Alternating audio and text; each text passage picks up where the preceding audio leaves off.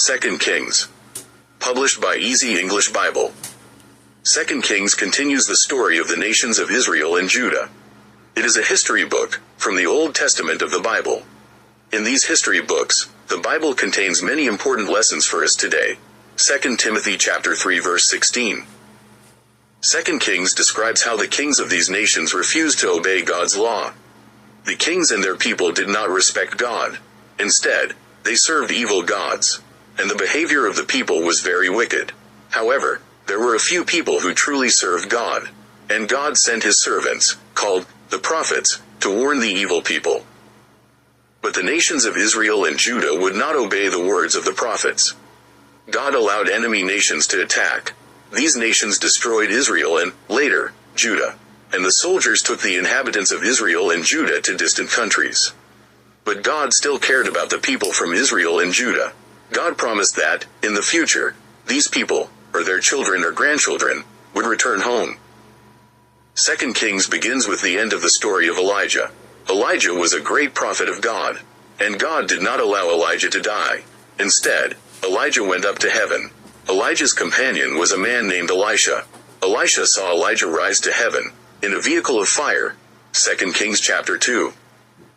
Elisha himself became a great prophet.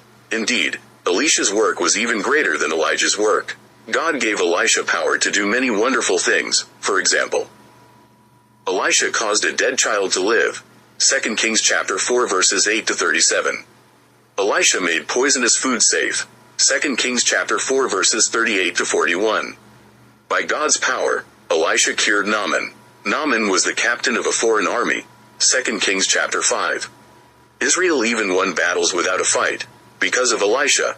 2 Kings chapter 6 verses 8 to 23. The king of Israel, Joram, saw these wonderful things, but he was still an evil king. He still served false gods, and his wicked mother, Queen Jezebel, was still alive. Then, God sent Elisha to a man named Jehu. Elisha appointed Jehu king of Israel. Jehu killed both Joram and Jezebel. God had promised that these evil rulers would die a terrible death. Jehu also killed many other evil people. Jehu even killed the priests of the false god named Baal.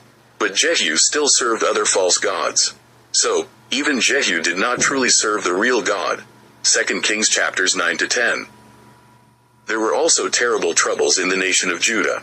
Queen Athaliah tried to kill the whole royal family, but a little boy named Joash survived. A priest named Jehoiada helped Joash. Joash was 7 years old when the army captains killed Queen Athaliah. Then, Joash became king. 2 Kings chapter 11. And for many years, Joash was a good king.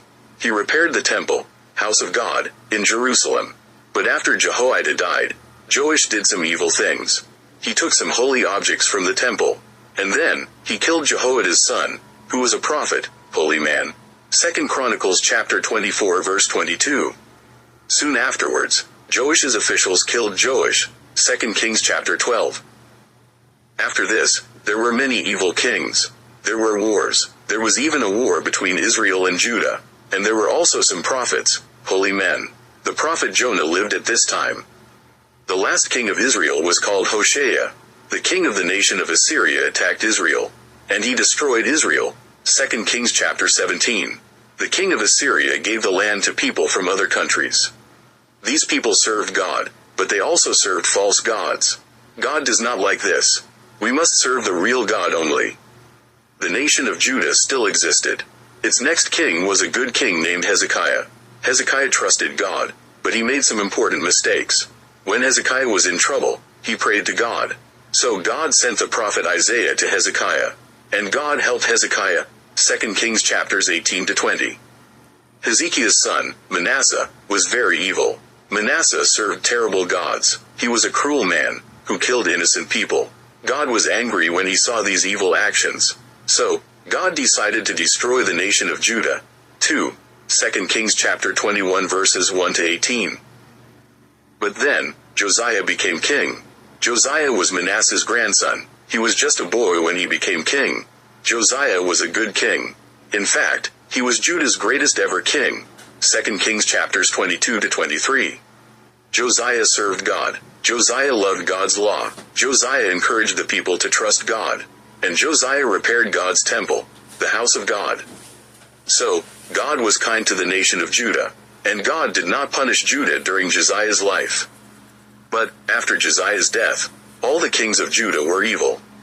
God allowed Nebuchadnezzar, king of Babylon, to attack Jerusalem.